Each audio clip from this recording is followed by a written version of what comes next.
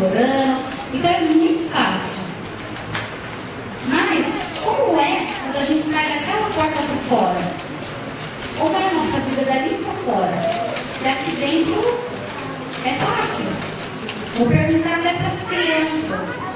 Como tem sido lá na escola, com os amiguinhos? As palavras? Como têm sido as palavras de vocês? Quais têm sido os jogos de videogame que vocês têm jogado? Quais têm sido os sites aí que vocês têm navegado?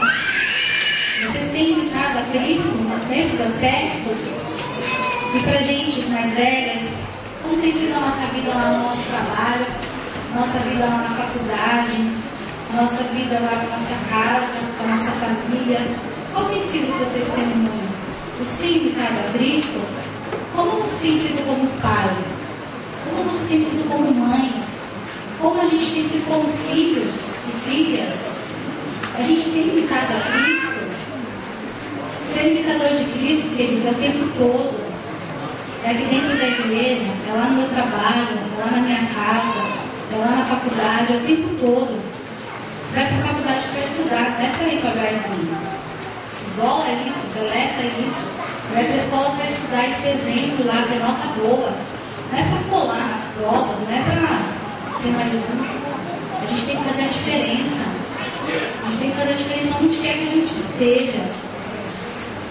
Hoje, o mundo que a gente vive totalmente diferente do mundo que Jesus viveu. Hoje a gente tem tudo muito fácil. Hoje é o famoso clique. Eu tenho tudo, é muito fácil. E a gente vai se acomodando com o comodismo. Cada carro, cada hora é um melhor que o outro. Eu falei que eu estava pedindo o nome lá. Não nem andar mais na terra, vai tudo lá.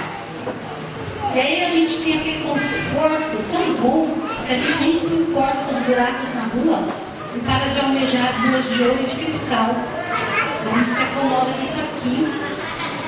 A gente, cada hora é um celular, mas, nossa, um mais top que o outro.